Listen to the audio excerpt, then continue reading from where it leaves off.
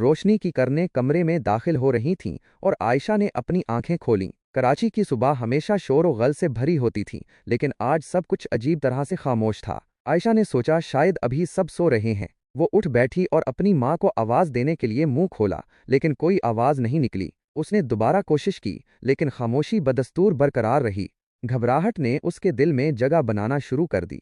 उसने अपने कानों पर हाथ रखा, उन्हें रगड़ा, लेकिन कुछ नहीं हुआ। जैसे किसी ने दुनिया की आवाज़ों पर पर्दा डाल दिया हो। वो तेज़ी से कमरे से बाहर निकली। उसने अपनी माँ को बावर्ची खाने में देखा, जो नाश्ता बना रही थीं। अम्मी, आयशा ने चलाने की कोशिश की, लेकिन उसकी आवाज़ एक दबी हुई सरगोशी से ज़्यादा नहीं थी। उसकी माँ ने पलटकर देखा, मुस्कुराई और कुछ कहा जो आयशा नहीं सुन सकी। आयशा ने बेचैनी से अपनी माँ के बाजू को छुआ। उसकी माँ ने सवालिया नज़रों से उसे देखा। आयशा ने अपने कानों की तरफ इशारा किया और नफ़ी में सर हिलाया। उसकी माँ का मुस्कुराता हुआ चेहरा परेशानी में बदल गया।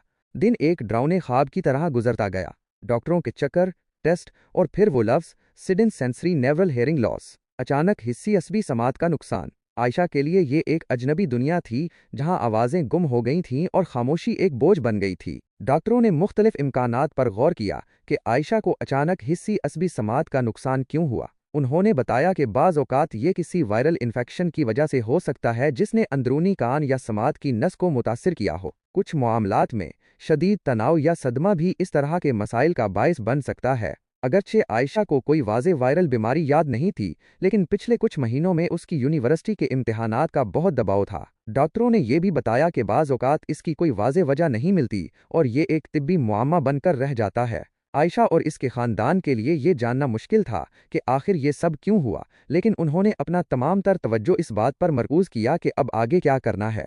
वो अपनी यूनिवर्सिटी की दोस्तों की हंसी नहीं सुन सकती थी, अपने वालिद की प्यार भरी बातें उस तक नहीं पहुंच रही थीं, और ना ही उसे अपनी पसंदीदा गुलकारों के गाने सुनाई दे रहे थे। मौसीकी, जो उसकी ज़िंदगी का एक अहम हिस्सा थी, अब एक दौर की याद बन चुकी थी। लेकिन आयशा हार मानने वाली नहीं थी। उसके ख़ानदान और दोस्तों ने उसका बहुत साथ दिया। उन्होंने इशारों की ज़बान सीखना शुरू की और आयशा ने भी नई दुनिया के साथ जीना सीखा।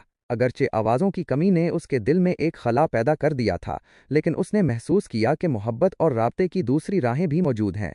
वक्त गुजरने के साथ आयशा ने अपनी नई हकीकत को कबूल कर लिया। उसने पढ़ाई जारी रखी, अपने फ़न को परवान चढ़ाया और उन लोगों के लिए एक आवाज़ बन गई जो सुन नहीं सकते थे। उसने सीखा कि ज़िंदगी में रुकावटें ज़रूर आती हैं, लेकिन उनका मुकाबला करने और आगे बढ़ने की हिम्मत ही असल कामयाबी है। खामोशी अब उसकी दुश्मन नहीं थी, बल्कि एक ऐसी जगह थी जहां वो अपने ख्यालात और एहसासात को और गहराई से महसूस कर सकती थी।